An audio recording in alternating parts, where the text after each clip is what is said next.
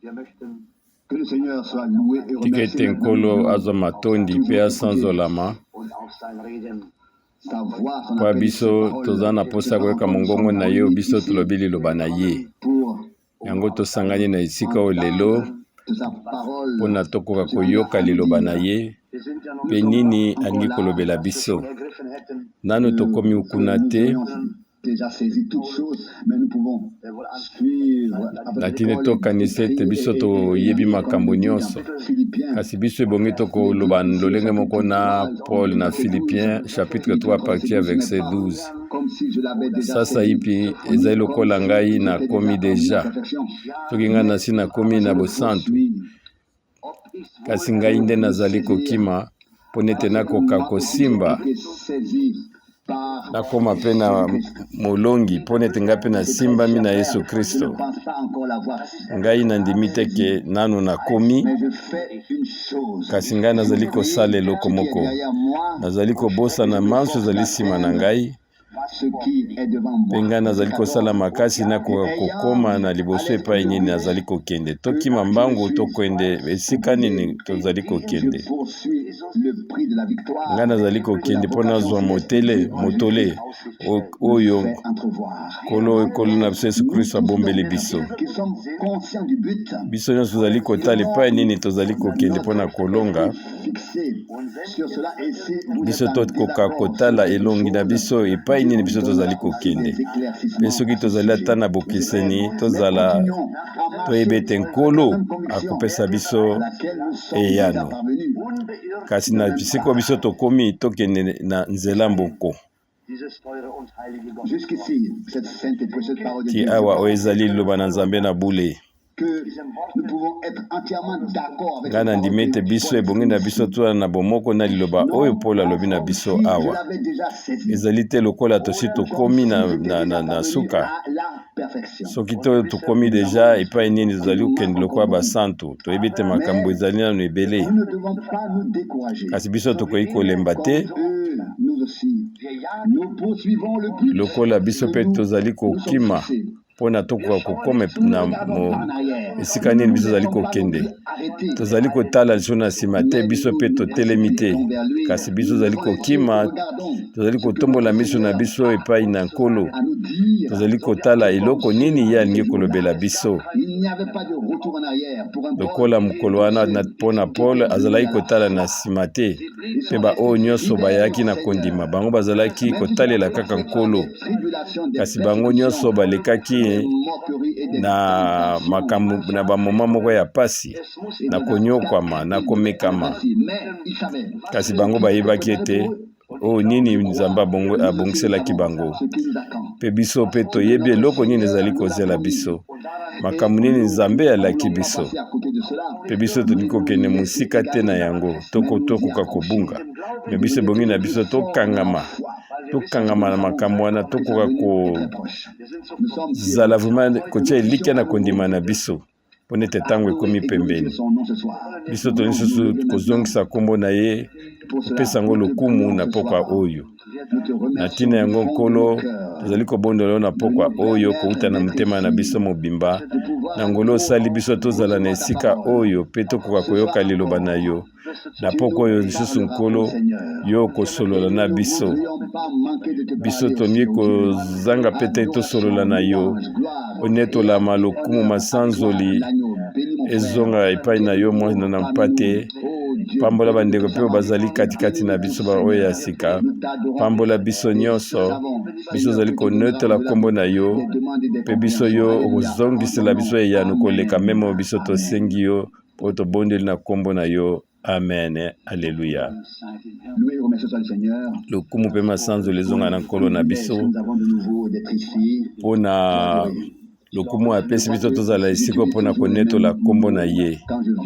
Nandimi ete ntango nyonso nayaka esika nazalaka liloba moko nalobaka mpe bino bosi mpe bomesani na yango. Tokota sasa ipi na mozindo ya likambo na biso. Biso tozongisi matoni na nkolo mpona ete asangisi biso na ntina ete toyoka liloba na ye mpe tondimi ete liloba na ye emonisami katikati na biso. toyebi te mkonini ndeko na biso Kupka ye akozonga soki ekozala poko toyebi te mpona pesa biso mbote ya suka wi ndeko alobi eza nde lobi na ntongo mpe nga na uzali kopesa bino bambote wuti na bandeko na biso basi mpe mibali kuno baza na Pakistan. Biso tozalaki na koyangani moko ya munene mpe bato nyonso tu ya mboka babengamaki.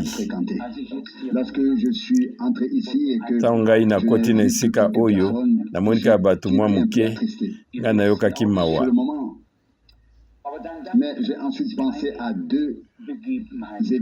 Ngai nakanisi makambo mibale. Moko ntango nkolo na biso azalaki komona lisusu bato ebele te na miso na ye, azalaki koloba meme na bandeko bakamaradi no bazalaki pembeni, bino mpe bolingi kotika ngai. Ye azalaki vraiment na mawa mingi na matina na yango, kotalelaka makambo nyonso ya malamu asalelaki bato ebele koleka oyo abikisi na nzoto alesi bango, kasi na pwasa bango bazalaki lisusu te, bato ebele oyo bazalaki lisusu te, yango etutaki motema na ye. Mokolo mosusu ngai na ndeko Kristo azalaki kuna na Etats-Unis mpe tokendaki na epai nini ndeko na biso Branham azalaki kosangana, kasi ntango tokomi mercredi wana tomoni bato kaka moke, me biso akutu esika tosangani tozali ebele. Ntango mosusu ezaka ndambo ya biso tozali awa oyo bazali awa na pokwa oyo. Ngai nakanisaki nalobi ete ndenge nini makambo ezali kobongwana, bato bazali kobongwana, kasi eza moko ya bongwanaka te, na kati na ye kobongwana eza te, mpe oyo mpe akangami na ye ye mpe akoki kobongwana te. Uya oyo biso mpe tokoki koloba ete kotalelaka ngolu na Nzambe, biso zali kolanda nzela moko, nzela oyo kaka Nzambe abandaki na biso. Biso tolakisi malakisi oyo ya bato te, biso tobakisi likambo moko te, kasi biso zali kondima kaka oyo Nzambe atikeli biso mpe afungoleli biso na nzela liloba na ye.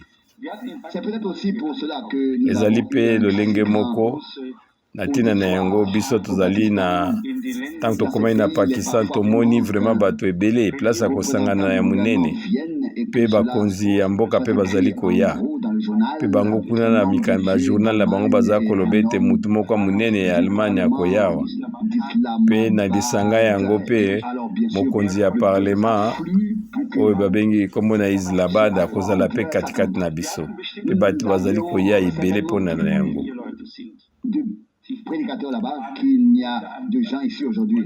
Bato mpe bazali koteya baza ebele bateyi, bango mpe bayaki ebele, mpe biso tosepelaki komona bato mpe ebele koya na lisanga wana, me ndenge na bango kobika ekesani na biso awa.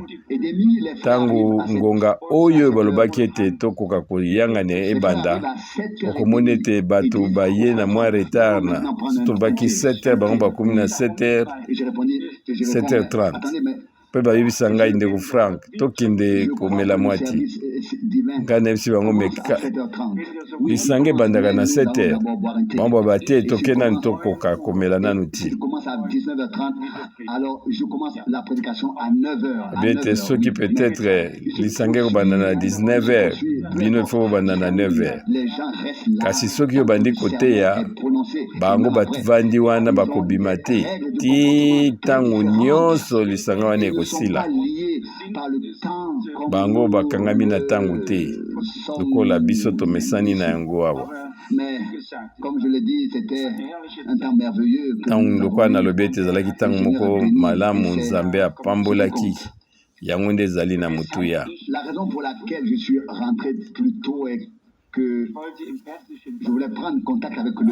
Oyo ngai nazongi Lombangu, nazongi poske nga nalingaki nakutana na ndeko na biso moko na Barem. kasi na passeport na ngai ezalaki na badanga mingi batampon ebele ya ndenge nakota na mboka na Israel mpe bango ntango bamoni batampon ya Israel balobi ai bango batombokaki balingai bapasola même passeport oyo me basalaki yango te. Bango babi mpona nini yo okendaka na mboka wana ya Israel ndeko wana bandaki koganga mpona nini kaka Israel fo imona ete kati na bango bazali na koyina moko makasi na bana ya Israel mpe soki ozwa komona yango liboso na yo ezali mawa mingi ebongaki na zongo nga bandimaki ngai te kasi ngai mpe ezalaki ndenge nini Nzambe alingaki alakisa ngai na likambo oyo komonaka ndenge nini bato bazali na motema na bango koyina. Soki otangi na Galate 4 Paul alobi ete oyo abotami kouta na nzoto yazalaki koyina oyo abotami kokana na molimo. Omoni ete koyina moko ezali oyo vuma ya mokili yango okoki kobokwana te moya kobongola yango ezali te. Nzambe ye moko alingaki kobongola yango te ezali kaka ndenge wana.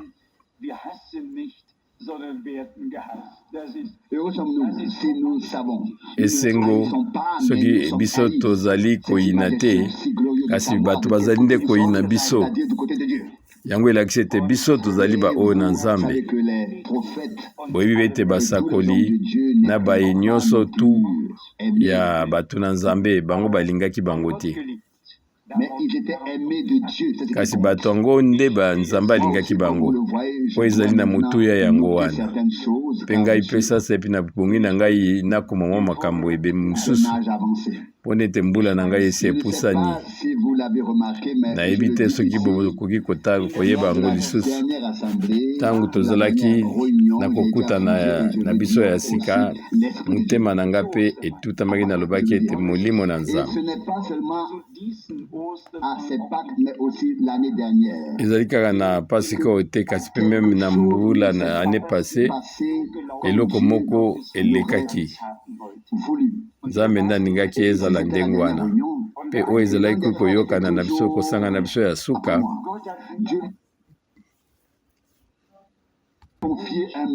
bandeko bayebi ete Nzambe apesa ngai maloba mpe alobaki na ngai ete sangisa lingomba na ngai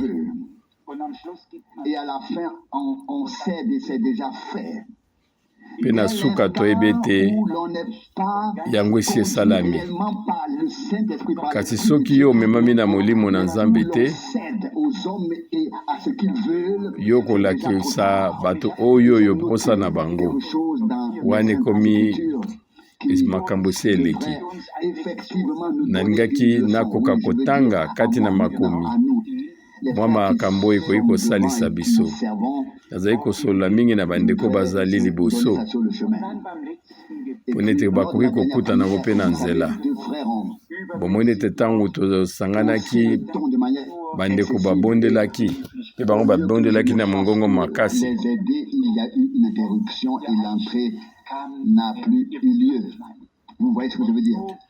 olie ya kosalisa bis bango bato bakotaki mpe kobondela yango esika esilaki kasi ebongi na biso na mikolo ezali koya tobondela mpe tokengela ete Nzambe apesa biso bomoko na ntina ete tokoka koyeba kobondela biso nyonso mpe biso nyonso tokoka kolanda liloba mpe na lolenge eke mutu moko akoka koderange mosusu te liboso na Nzambe ntango tozali kosangana eke moko na moko akozala koyoka liloba mpe akoka kozongisa matondi epai na Nzambe na liloba oyo ya tangaki na mutu ya ebandeli na biso Paul alobi ete ngai na bosani oyo ezali nsima na ngai azosenga ete tokoka kobosana oyo ezali oyo esi eleki au but. kasi oyo ezali ya motuya yango ezali ete tozali kotala epai nini biso tozali En effet, kokende nous avons besoin d'un but. biso tozali kotala epai nini biso tozali Nous kokende savons où ntango biso nous allons tozali aller. kokɔta na nzela fo toyebi ete tozali kokende La wapi destination. soki biso toyebi te epai nini biso tozali kokende te yango ezali na ntina moko te Chez nous. ebongi na biso tovanda na bandako na biso C'est exprimé très clairement dans nandimi ete yango nde elobaki 14, na Hébreu 10 na verset 14 par une seule offrande. eloba ete na nzela ya Au verset 10 qu'il a likabo moko fait parvenir oyo epesamelaki biso yango ekokisamaki na nyonso ceux qui se laissent sanctifier. mpona Pourquoi Paul a pu oyo dire bazali avec koluka te nous babulisama sommes conscients du but. Nous biso sommes soki conscients oyo du tozali but. kotala epai tozali kokende Nous sommes conscients de ce que Dieu a fait. Nous savons tofo où toyeba ete eloko nini nzambe asalelaki nous biso serons. Nous mpe toyeba ete savons esika na que Dieu biso a préparé ezali wapi les places pour nous. biso toyebi ete nkolo asi abongisela biso esika Très brièvement, ou du moins effleurer les nalingaki kotanga la prière. na mokuse na liloba oyo etali Corinthiens 14, mabondeli na 1 Corinthiens 14 na verset à 15 15 à 18 il est tout simplement nécessaire. ezali na malamu D'après l'écriture, kotalelaka likomi unanimité divine ebongi ete kozala na bomoko d'entrer effectivement dans la marche na ntina ete tokoka kokota na nzela ya kotambola biso nyonso et peut aller de l'avant. soki nzambe akoki kotambola na biso elongo 1 Corinthiens na 1 Corinthiens 14 verset 15 na verset 15 à 18 seulement les pensées principales. Verset awawa likanisi ya motu ezali ete 15.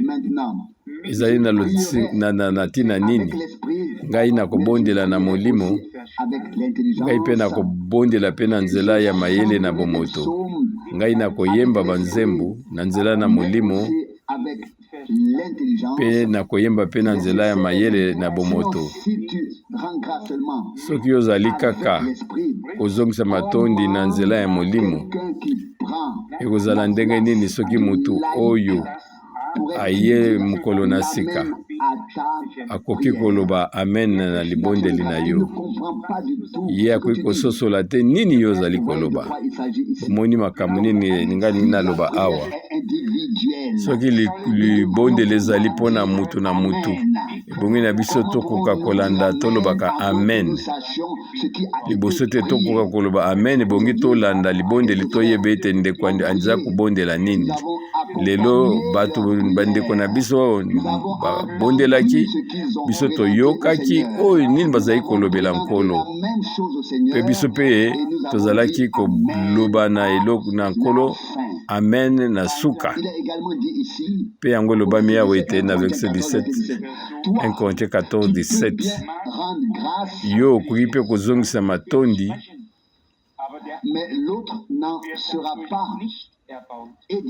kasi mosusu ye akolendisama te ngai nazali kozongisa matondi na nzambe mpo nete ngai nalobi monoko na sika mingi kasi soki tozali na lisanga ebongi na ngai naloba maloba mitano na mayele na ngai mpo nete bandeko mosusu bakoka kososola mpe balendisama to nakoka koloba maloba ebele oyo ezali na monoko na sika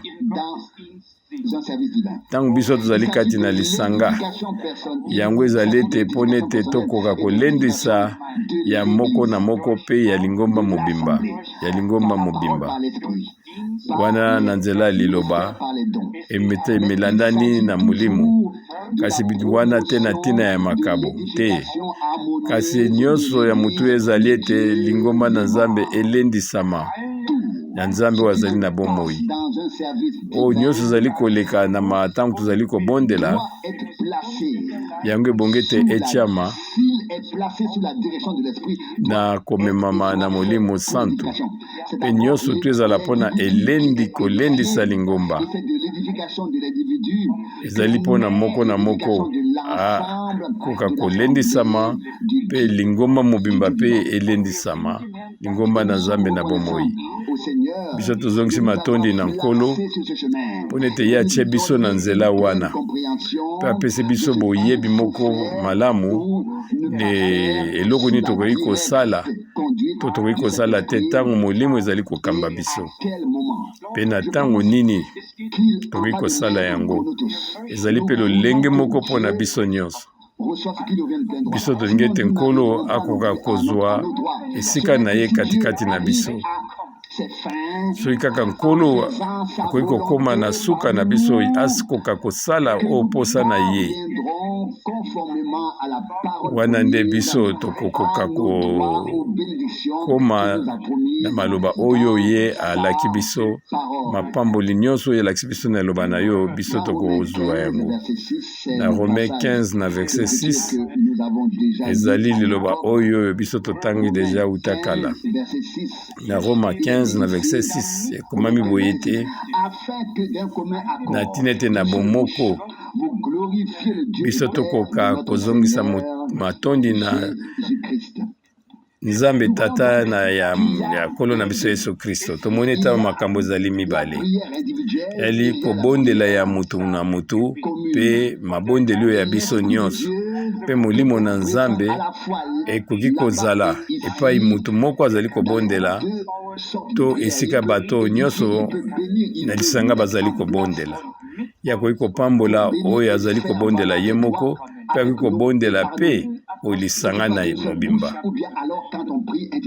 Ekoki kozala ntango tozali kosambela moko to kosambela biso nyonso. Na Acte chapitre 4 tomoni ndenge nini lingomba oyo ya ebandeli ezalaki kosambela. Na verset 24, Acte 4 24, na verset 24 tokotanga 24 puis 31. Ntango bango bayokaki yango, bango nyonso na bomoko bamemisaki mingongo na bango epai na Nzambe mpe babondeli balobi ete nkolo ezali yo nde okeli lola mpe na se kozwa mai mpe ma nyonso ezali kopema, nyonso ezali komonana. Bible elobi na biso awa ete bazalaki na boyokani moko, bango batombolaki mingongo na bango epai na Nzambe mpe babondolaki. Lokola ete biso tokoki koyemba biso nyonso, tokoki mpe kobondela mpe biso nyonso. Mpo na Nzambe yango ezali na bokesani moko te. Ye azali Nzambe, ye akoki koyoka bato nyonso na mbala moko, ayebi mongongo ya moko na moko, ayebi makambo nyonso. Liboso to yo fungola monoko na yo, ye asi ayebi yango, ye ayebi yango. Soki totaleli Nzembo 139 biso moni na verset 7 babeti Nzambe ayebaki biso deja ndenge tozalaki. Ntango nani tozalaki kutu ata tozali nano na forme moko te, Nzambe asi ayebaki biso. Nzambe azali bisika nyonso, ayebi nyonso mpe azali bisika nyonso. Na ntina na yango biso tozali kozwa kondima na biso mpo na lokumu na ye. Acte 4 na verset 31. Ntango bango babondelaki esika bazalaki, mabele endinganaki mpe bango nyonso batondisamaki na molimo mosantu mpe bango babandaki koteya makasi. Awa ntango bato bazali kobondela lisanga ezali komema nguya makasi, mpe Nzambe azali kosala makasi mpe azali kosopa mongongo na molimo na ye, mpe azali kokokisa bilaka na ye ntango bato bazali kosambela lisanga. Mpe kati na biso oyo bazali kopesa ye vraiment confiance, batie elikya na bango epai na bango, Nzambe mpe akokokisa bilaka na ye, asala yango mpe akosala yango. Ntango tozali kotanga katikati na likomi ete Nzambe asalaki eloko moko na esika moko, ndeko Branham alobi ete ntango bato bazali kosangana, bango bazali kondima lolenge moko, Nzambe akosala kaka ndenge asalaki na ntango oyo eleki, soki te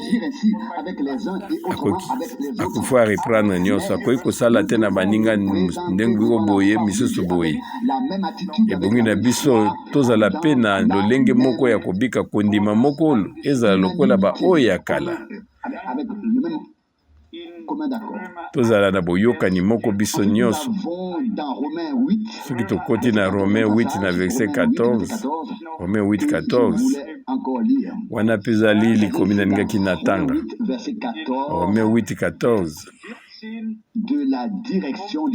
oyo ezali kotambwisama na molimo ndenge nini molimo mosantu ali kotambwisa biso mpo nete baoyo nyonso batambwisami to batindikami na nzela ya molimo na Nzambe bango bazali bana na Nzambe.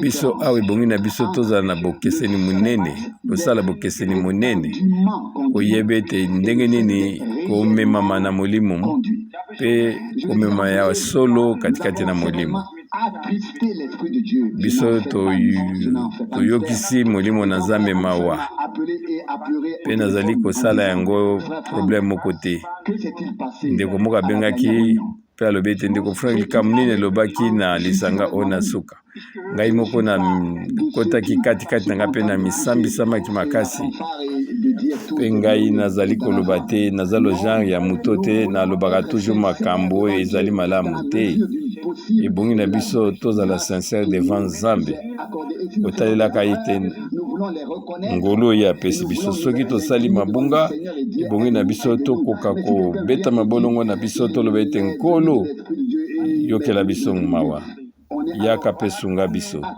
kasi soki ozoloba ete kaka molimo na Nzambe wana ezali na ntina moko te eza na makambo mibale ezali kotambwisama moko ya solo kouta na molimo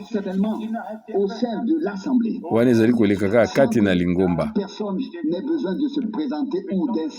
oluka kotala teke mutu akoka kooblige bino alakisa bino ke ilfo likambo ezala boye nga nabiki makambo ebele mpe nalingi sasa yepi tokoka kotanga yango na makomi mpo nete nakoka korekomande bandeko nyonso bazali kosala frère Rousse mpe bamisusu ete tokoka kozala baoyo toali kobondela biso nyonso mpo na baninga na Lévitique chapitre 20 na verset 7 Lévitique 20 na verset 7 awa nalingi nalakisa makambo mibale na pokwa oyo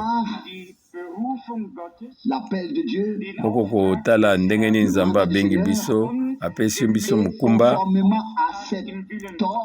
mpe kotalelaka mokumba oyo soki moto azali kosala réellement na ngolu na Nzambe to maintenant moto oyo batindi bato nde sikoyo bazali kotindika ye na makasi basala makambo na bango eza makambo mibale komemama na Nzambe mpe bato bakoka komema yo moto na Nzambe yango nde ezali vraiment tolionga na koyoki na biki yango mpe bongi na biso tokoka kotiango mabondeli na biso na Lévitique 20 na verset 7 Nkolo ayebisi Moïse kamata lingenda na yo mpe sangisa libota mobimba yo mpe ndeko na yo Arona mpe loba na libanga oyo liboso na bango mpo nete oyo libanga oyo ekoka kobimisa mai na liter balobi ete yo lobela libanga oyo na miso na bango biso toyebi malikambo oyo te yo mingi Il vous suffit de lire le début, c'était d'ailleurs la 40e année de marche. Wana bakomaki na 40e année ya kobima na bango. Awa mpe naningaki na koka kobeta sete. Komekezalaka yaka toujours na komekama. Eza na ebandeli to na suka. Totala nkolo na biso. Prenons le début, sa naissance. Soko tali ndenge abotamaki. Les Écritures se sont réalisées. Il est Masakuli mingi yango ekokisamaki. Bamemaki ye atanke mwana kuna na Egypte mpo neti likomi ekokisama. Bato ebele bakufa, bana ebele bakufaki mpona likomi ekokisama. Bisika nyonso likomi ezalaki kokokisama. Mpe ewumelaki mingi tolai koyoka lisusu te. Ti akomaki na age ya 30 ans. Mpe nsima na suka ndenge ni mosala ye asalaki elandanaki na kufa, yango mpe elandanaki ti na sekwa na ye, yango elandanaki moko likolo na moko. Mpe nsima makambo esilaki, mpe nsima etikalaki makambo mosusu alobiko kotalelaka na ndenge Nzambe alakaki yango. Ezali lolenge moko na bana na Israele, kasi na ebandeli liloba ezalaki kokokisama moko likolo na mosusu. Bilembo minene ezalaki kosalama mpona nkembo na Nzambe. Mpe panda 40 ans makambo ebandaki kotalelaka uta 40 ans makambo ezalaki nyonso tu lolenge. Metango Balama abimi makambo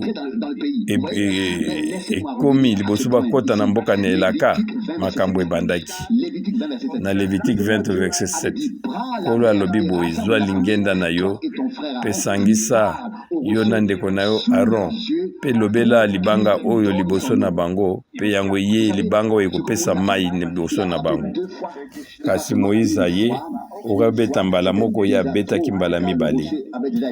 Ponete olia kobeta moko ye abeti mbala mibale, ponete libanga esi ebetamaki. Balobi na bango te, bino oyo bazali na mitema ekenze wana kotalelaka ndenge alobaki. Kasi soki otangi na verset 2, babete Miriam akufaki mbala moko.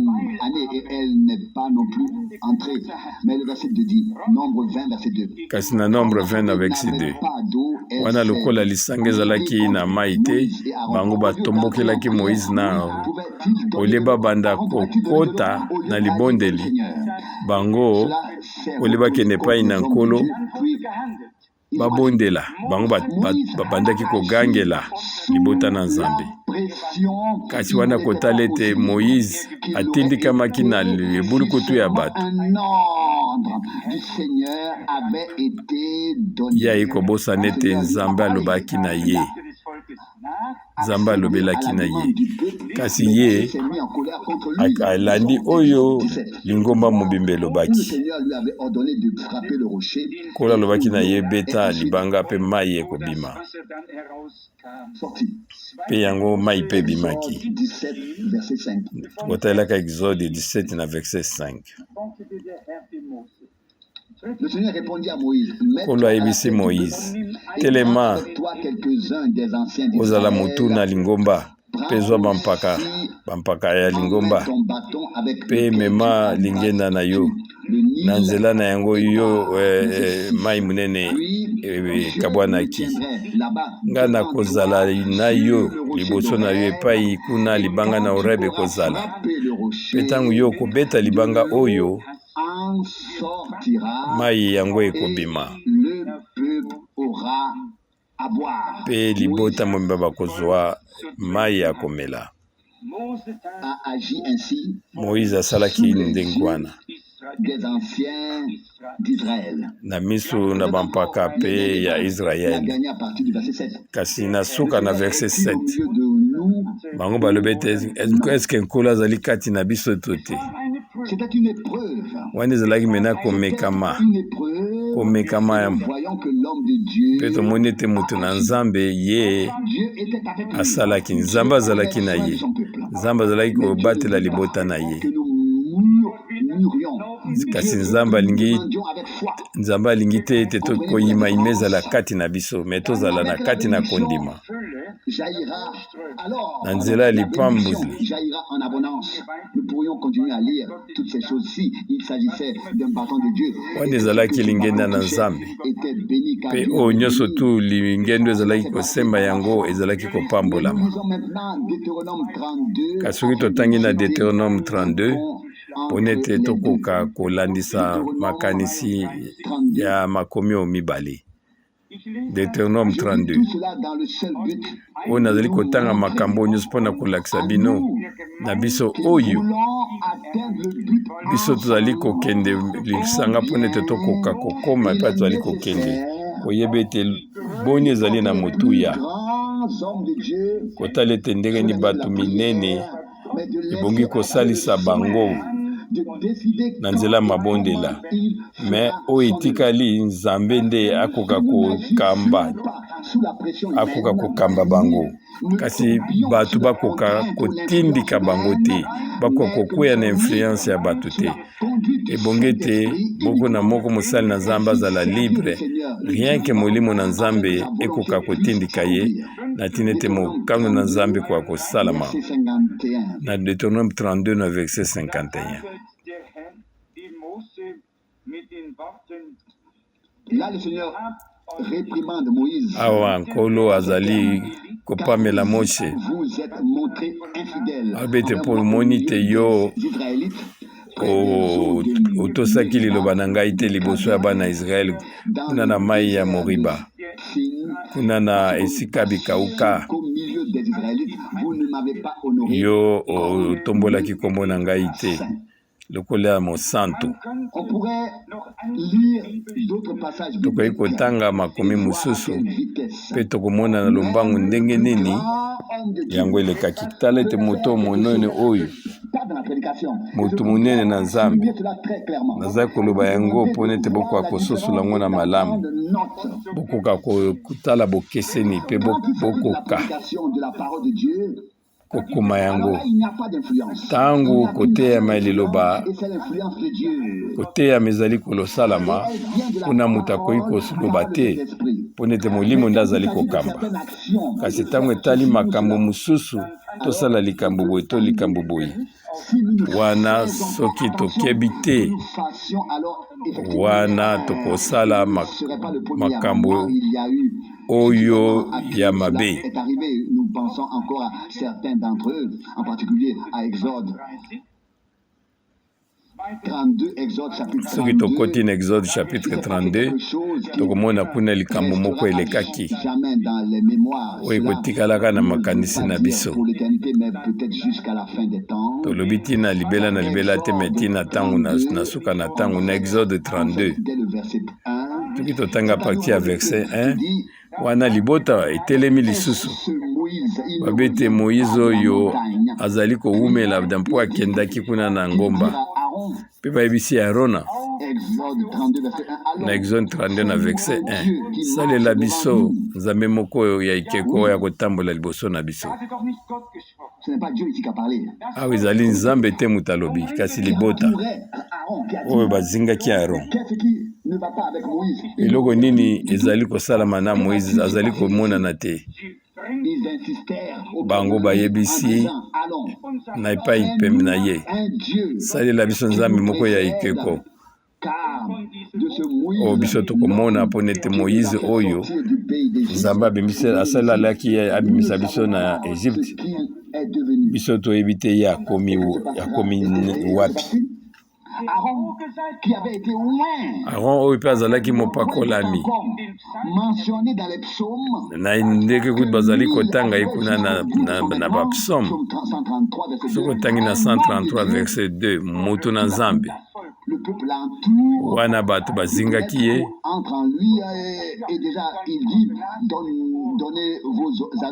mpe limo mabe ekotelaki abe ete bopesanga maintenant babiloko na bino ya wolo bozali na yango na matoyi partout bopesa ngai mpe atia yango na nzungu moko mpe asaleli bango ekeko moko ya ngombe palobi te tala nzambe na bino abimisaki bino na Egypte. Biso tokoki koloba lelo oyo me ndenge nini yango ekoki kosalama, ekoki kosalama yango ekokisamaki parceke moto na nzambe ye ayokaki bato na mokili wana nde ekosambela bikeko ebandaka. Wana ngai nakoki koyebisa bino na bosolo oyo ezali iteya monene ebongi na biso na makambo nyonso tokoka kotalela kaka nzambe mpe na motema na biso tokoka kozwaka lisanga nyonso tokosala tozongisa ngo na maboko na Nkolo, toloba na Nkolo ete Nkolo tika ete basali na yo bakoka koningana na oyo ezali libolokota ya bato, kasi tia biso na pembeni totambusama kaka na Molimo Santu na tina ete biso tokoka kokoma na suka yango nde biso tolingi mpenzi yango mpe Nzambe akokokisa. Kasi ntango nyonso ozali kokweya ezali ntango nyonso bato na Nzambe bazali koyoka, bato nyonso bazali ebele wana okoyeba te soki ezali Nzambe to ezali molimo mabe. Me toyebi ete mokolo mosusu moyini ayaki koyebisa meme Pierre, mpe Pierre ayebisaki Nkolo, kasi Nkolo alobaki na ye te arrière de moi, le nsima na ngai, mosika na ngai Satan. Fo tososola nani azali koloba katikati na bato yango na bandeko na ngai rusi mpe bandeko nyonso bazali kosala na liloba mpe na ngai moko ezala liteya. Ebongi na biso tokoka kosala kaka ntango biso ezali kosangana awa tokoka kovanda kaka na esika na bule, tokoka koyoka mangongo mosusu te kaka oyo Nkolo azali koloba na biso, mpe biso tomikitisama kaka na komemama na Molimo Santu. Biso tokoki koloba ete boni vraiment Aaron akokaki kondima ndenge nini Moïse akokaki kosala kokweya, kasi ezalaki nini bato ebele bazalaki kotinda bato. Moïse abeti mbala mibale libanga oyo mpe mai ebimi. Tokotangi mpe na mokanda 1 Samuel 8 yango mpe ebongami ete beta masete yango nde ekomelaki so na moto moko monene oyo babengi Samuel oyo abengamaki wuta bomwana ye azalaki kosalela Nkolo, mpe mbala moko bato baye liboso na ye mpe baye koyebisa ye, bato nde babandi mena kopesa ye makanisi na bango nini baye ebongi asala. Na 1 Samuel 8 au verset 1. Nakotanga na verset 4. 1 Samuel 8 au verset 4. Bampaka nyonso na ndenge ya Israel bayaki mpe bayokuta Samuel na Rama na verset 5. Mpe bayebisi ye yo okomi mpaka mpe bana na yo bazali kolanda banzela na yo. Pesa biso mokonzi oyo abanda kosambisa biso lokola yango ezali mpona bato misusu mabota misusu. Israel azalaki libota mosusu te, ye azalaki libota oyo eponami, ye azalaki na bomoko te ndenge na ye ya Israel akobika ezalaki ndenge moko te na bamisusu. Nzambe aponaki Israel mpe bazali kobika ndenge Nzambe azali kolinga, mpe Nkolo alobaki ete ezali ngai nde babwaki ngai mpona ete ngai nde nazali Nkolo na bango, ngai nde nabimisi bango, kasi na kanda na ngai napesi bango mokonzi. Osée 13 na verset 11. Nkolo alobi ete yo yoka mongongo na bango, yoka bango mpona ezali mongongo na bato, pesa bango mokonzi oyo bango balingi. Nzambe akosala eloko moko kaka to te ye amonisi biso liloba na afungoli biso liloba na ye mpe atia biso botosi na nzela akoyi ndima mpona ete biso tokoka kosala mokano na ye, kasi soki ezali ndenge wana te Nzambe akosala na ete biso tokoma babalamu tolanda banzela na biso moko. Awa mena tokomi na makanisi ya mitema na biso to pona o nini biso tolingi tosala wana Samuel moto na Nzambe moto moko oyo azalaki mai ya kokesani bato bayeba lobi ete biso tolingi mokonzi nga mpe nakoki kotuna Nzambe mpo na ngai na nzela na ngolu na ye asalisa ngai apambola biso asunga biso nyonso akengela biso na tina ete ezalaka molimo mosantu nde koka komema biso mpe lisusu eloko moko liloba mosusu oyo ndeko Paul alobi ata ntango biso totangi oyo toyebi mpe ete Paul mpe azali mosali monene ya na Nzambe na Acte chapitre 21 Acte 21 ezali liloba oyo toyebi biso nyonso elobami awa ete tokoki kotanga makambo ebele kasi moko akoki kotanga na ndako na ye balobelaki ye awa na verset 10 wana ye azalaki na mboka oyo Césarée mpe Agabus atatolaki likambo nini kokomela ye kuna na Jerusalem mpe ye alobi ete tika ete mokano na Nzambe esala mpe ntango akomaki kuna na Yerusalem badisiple baye bapesi ye makanisi babandi kosolola na Jacques na bango babandi kosolola na verset 20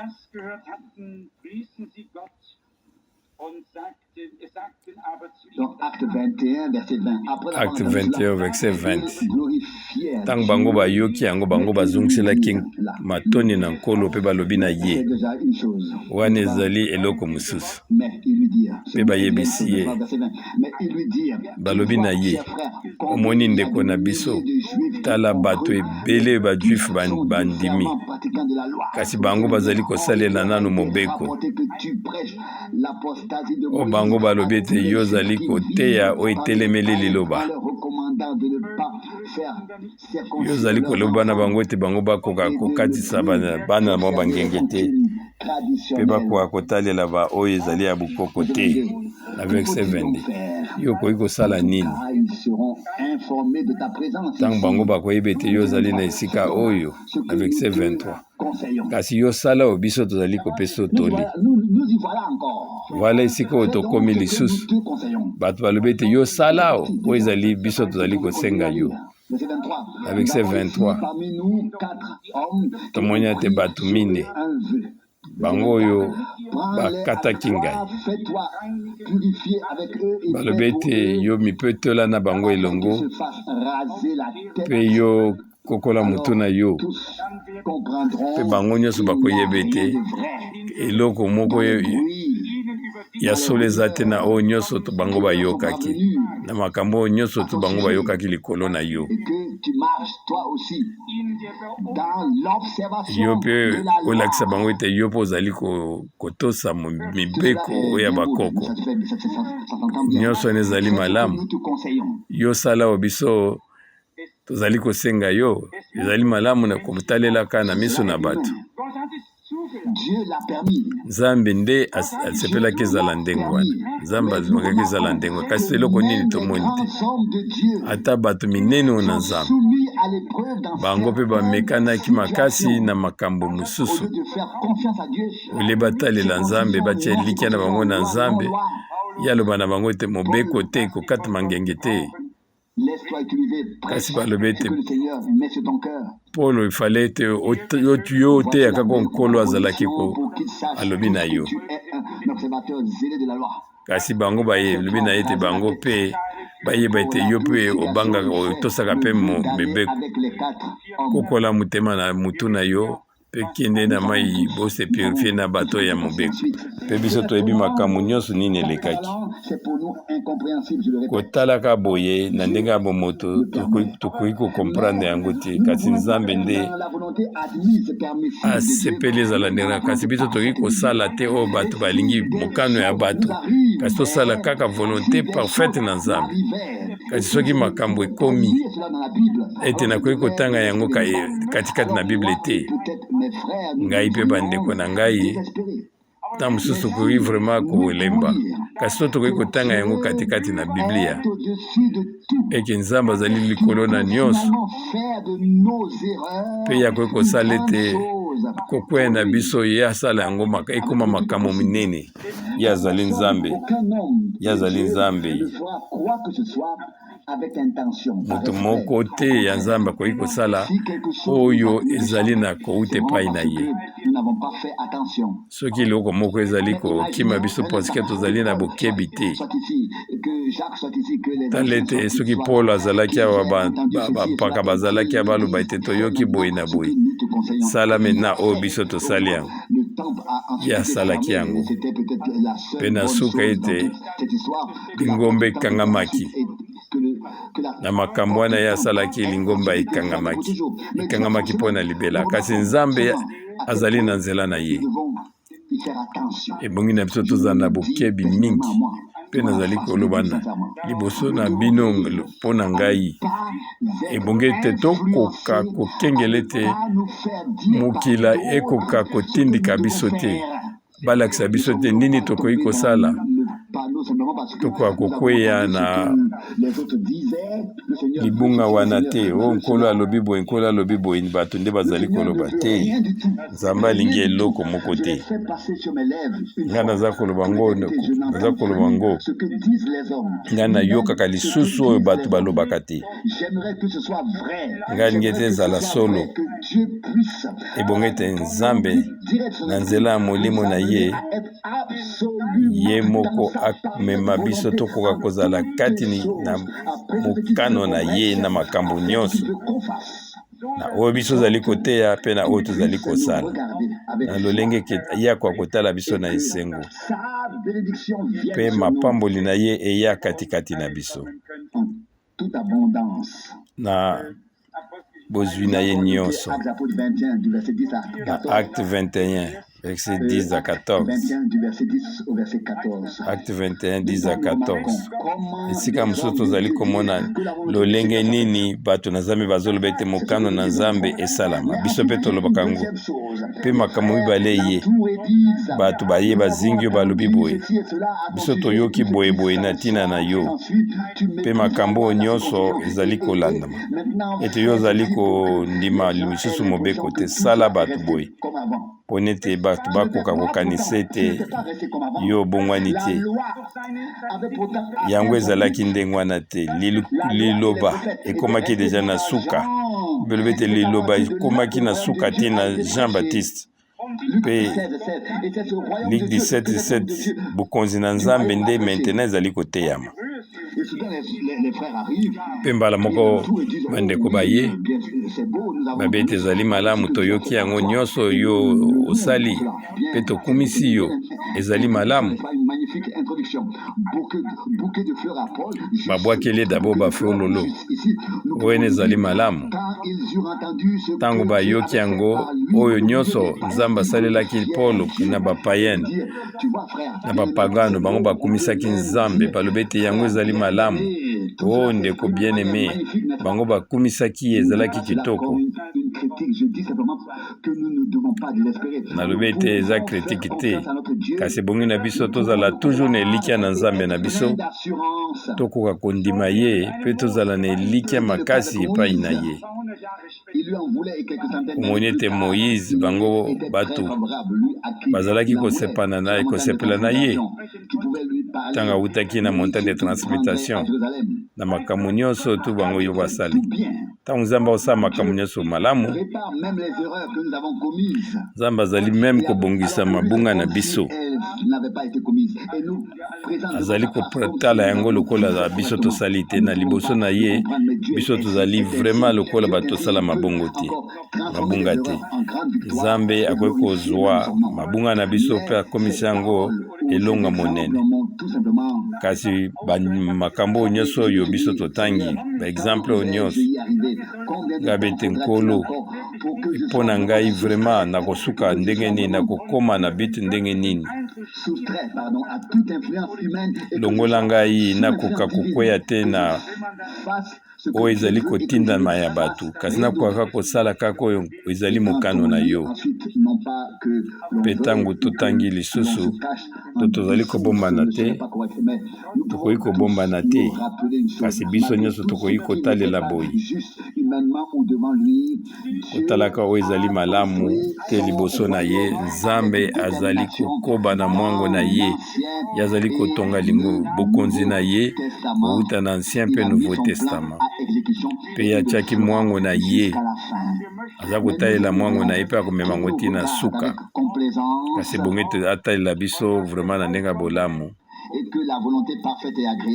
ete mokano na ye ya bonzambe ekoka kokokisama kati na biso na ngolo na ye bokoka kobondelaka mpo na biso ndenge ngai nazali kokanisa biso tozali kosalela liloba biso tozali kolinga yango te kasi nzambe nde azali kotenda biso te totelema liboso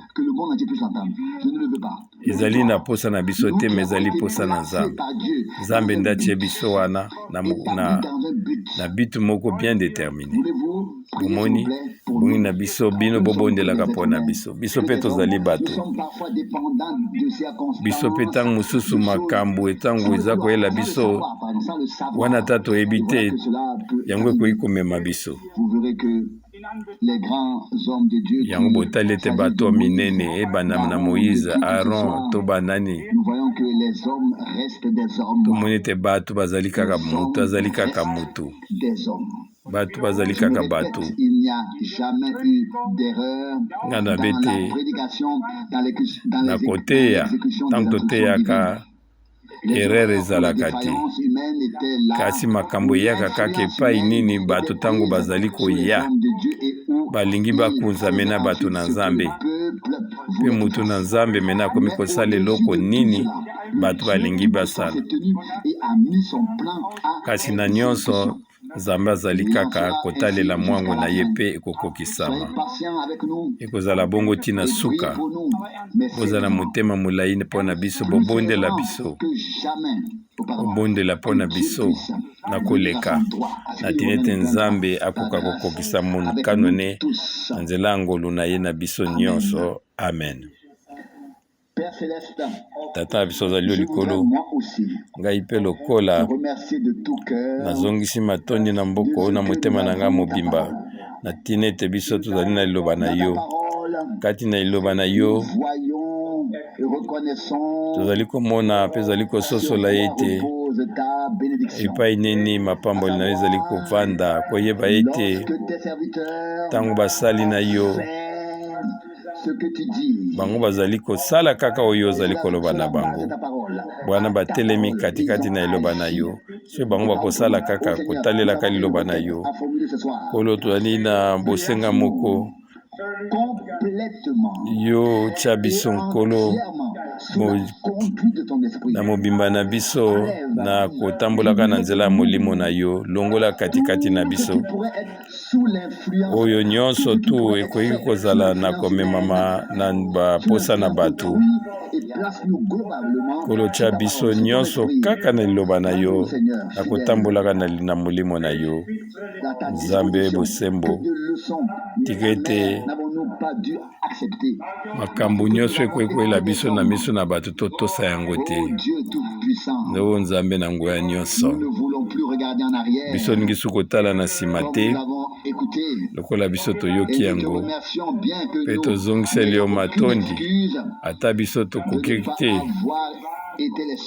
mpo nete tozali moko te ya koyokaka bato mosusu koloba na biso kasi biso tozali kobondela yo toyopesa biso ngolu na yo na batango ezali koya ete kobanda mokolo na lelo biso topesa elikya na biso kaka na yo tondima yo mpe toya lisanga na yo liboso na yo tozala na botosi na kondima mpe na kotosa yango nde biso tobondeli yo ete bamwango na biso ezala mosika ete tokoka kosangana kaka liboso na yo polo tozongisi matondi epai na yo ngai mei ta parole mpo ete na lolenge natelemieli mpe natei liloba na yo na lolenge oyo ete d'une manière infaillible. na lolenge ete moto akoki kokweyisa ngai te. Alleluya na kombono monene mpe kombono na bule tokoki kolongola te, tomoni eloko mpe ya kobakisa te na maso biso toteyi kowuta na liloba na yo. Lokumu ezonga na mbokano mosantu matondi tobondeli yo lisusu na lolenge nini opesa biso liloba na yo, pesa biso botoyi nkolo kondima mpe tambwisa biso na molimo na yo na tina ete tokoka koloba na libanga oyo ebetami na tina ete nkolo ntango oyo ya liloba oyo elobami ekoka komonisama. Alleluya nzambe na nguya nyonso yo moni ndenge ni motema na ngai ezalaki ya kopasuka mpe nkolo yo osungi ngai mpo olobi na ngai ete ngai nazali ngai moko te to nabetaki libanda ya liloba na yo. Nkolo nazongisi matondi mpe notoli kombo na yo pembela ndeko Ris mpe Zamete Smith mpe nkolo obulisa esika oyo ezala mpona na yo ozala kati na biso na lukonzi na moto tia biso nkolo na komemama na molimo ona monene ya kombo na yo mpe tondipesi yo matondi mpo nete yo okokisi yango. Amen.